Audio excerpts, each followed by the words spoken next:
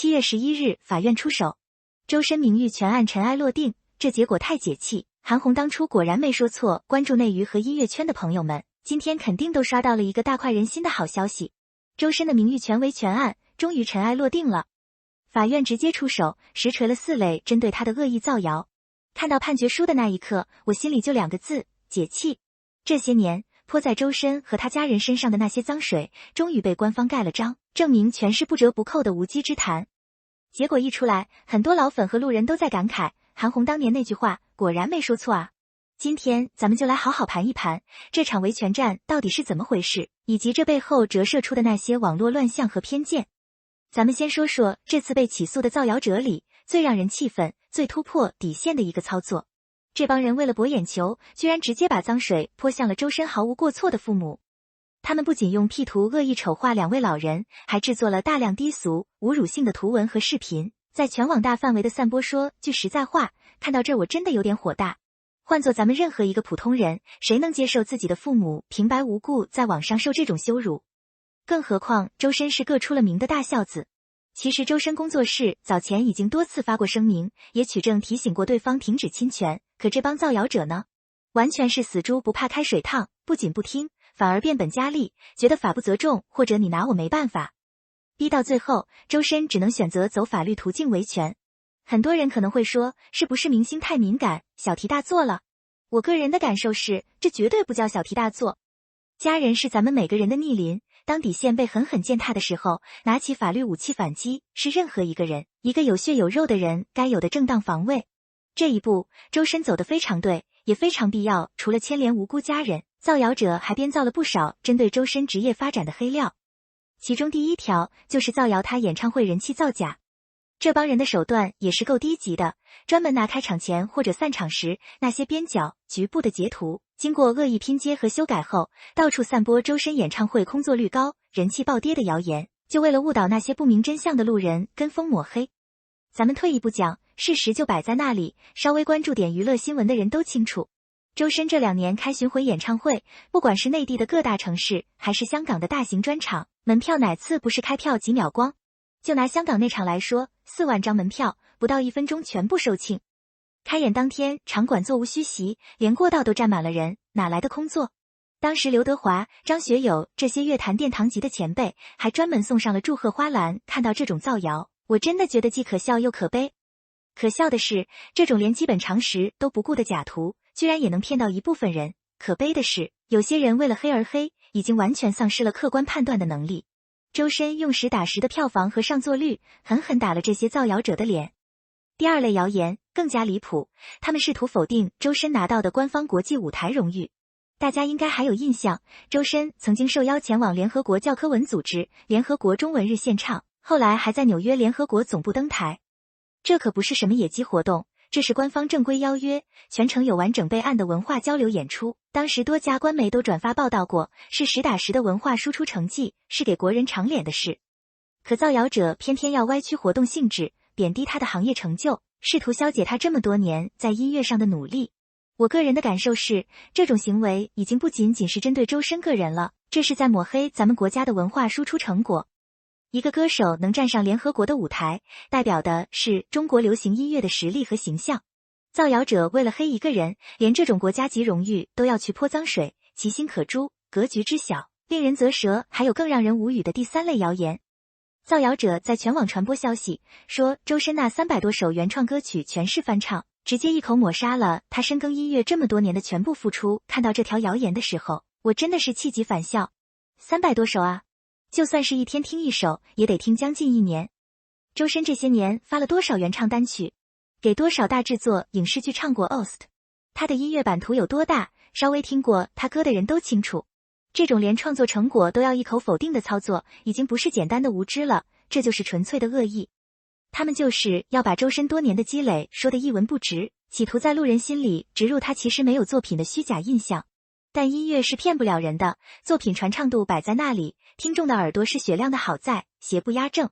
最终的判决结果完全可以说大快人心。法院判定周深胜诉，要求所有造谣者在个人社交账号置顶道歉，公示10天，同时赔偿精神损失和全部维权费用。更让我敬佩的是周深接下来的操作。他公开表示，本次维权拿到的所有赔偿金会一分不留，全部捐赠给公益机构。大家品品这个格局，他打这场官司从一开始就不是为了钱，他的目的非常纯粹，一是把所有被歪曲的事实全部澄清，还自己一个清白，二是守住自己和家人的底线，三是顺便给所有人提个醒，网络从来不是法外之地。把赔偿金全捐了，这一招真的太高了。他不仅堵住了那些说明星靠打官司赚钱的悠悠众口，更展现了周深作为公众人物的社会责任感。我个人的感受是，这才是真正的用魔法打败魔法，你们用造谣换流量，我就用维权做公益，高下立判。其实熟悉周深的人都知道，他从小到大就没怎么摆脱过来自外界的争议和偏见。早在学生时代，因为天生独特的声线，他就遭到了不少同学的冷嘲热讽。那时候很多人骂他娘娘腔，不男不女，把这天赐的声乐天赋当成攻击他的理由。他一度被同学孤立，甚至自卑到不敢当众开口唱歌。好不容易靠着在选秀节目里的惊艳表现出道了，早期依旧因为独特的音色饱受争议。很多人带着刻板偏见，直接否定他的唱功，不看好他能在乐坛走多远。面对这些铺天盖地的质疑，周深是怎么做的？他没有跟那些黑粉对骂，也没有陷入自证陷阱，他只是沉下心来，默默地打磨自己的唱功。这些年，他深耕美声、流行、古风等多种曲风，一个人就能轻松驾驭多种声线的切换。从大鱼的空灵唯美到达拉崩吧的一人分饰多角，他的作品火遍全网。他常年登上央视各大晚会，多次受邀参与国家级文化演出，国内外官方舞台的邀约源源不断。他用实打实的实力完成了最漂亮的逆袭。说真的，每次回顾他的成长史，我都觉得特别励志。他把那些曾经伤害他的偏见，全都变成了向上攀登的垫脚石。周深的努力和才华，圈内一众前辈都看在眼里，对他相当认可。高晓松曾经自掏腰包为他制作专辑，那种惜才之心溢于言表。而韩红更是多次在公开场合夸赞他，说他是男高音系统里少有的宝贝。现在法院一锤定音，判了所有造谣内容不实，这正好印证了韩红当初的评价。韩红在乐坛是什么地位？他看人的眼光有多毒辣？他从来没说错话。周深今天的实力、地位和人品，完全配得上韩红给他的那句极高评价，也配得上他现在拥有的一切。说到这里，很多人一直想不通，周深出道这么多年，一直低调敬业，不炒绯闻，不制造冲突，从头到尾只专心做音乐，为什么总会遭遇源源不断的恶意？我观察发现，这些恶意的根源，其实一直都是刻在不少人脑子里的刻板审美偏见。从早年的声线，到现在他在舞台上的精致穿搭和氛围感造型，总有人喜欢拿着自己定义的男性标签去套在周深身上。只要他的表现不符合他们心里那个刻板的标准，他们就会乱贴标签，进而全方位的否定他的一切。但我想说，时代变了，审美应该是多元的。周深从未刻意迎合这些世俗的偏见，他只是坚持做好音乐，做好自己。也正是这份不迎合的独特，造就了他现在在华语乐坛无可替代的位置。如果他也去迎合那种所谓的刻板人设，那华语乐坛就少了一个天籁之音。做真实的自己，永远比迎合别人更闪闪发光。现在网上很多靠造谣吃饭的营销号和黑子，都吃准了一点，艺人不想把事情闹大，愿意忍气吞声，所以他们才敢肆无忌惮的泼脏水，甚至牵连无辜家属来博取流量。他们靠着拼接假图、编造段子抹黑艺人，拿别人的名誉换自己的流量和收益，完全不讲任何底线。说白了，他们就是钻了网络发言没成本的空子，觉得顶多被删个帖。但周深这次的维权，其实给所有被造谣的公众人物做了一个极好的示范。忍气吞声换不来对方的收手，只会让他们得寸进尺。只有拿起法律武器，硬刚到底，才能让造谣者付出该有的代价。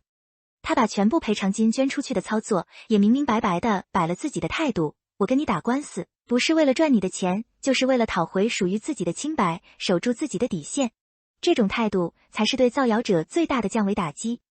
这么多年，周深从那个被孤立的素人，一步步走到现在华语乐坛号召力靠前的位置，靠的从来不是什么流量炒作，全是一首一首作品，一场一场演唱会传出来的口碑。那些躲在屏幕背后，靠着键盘泼脏水的人，不管怎么踩，都挡不住一个有实力、有底线的人往上走。到最后，他们只能落得个公开道歉、赔偿损失、自食恶果的下场。偏见永远挡不住有实力的人发光，网络更不是造谣者的法外之地。越界者迟早要为自己的恶言恶语买单。7月11日的这份判决，不仅是周深个人的胜利，更是对网络乱象的一次有力敲打。希望这能成为一个契机，让网络环境少一些乌烟瘴气，多一些对才华和努力的尊重。周深，继续唱下去吧，你的歌声值得被更多人听见。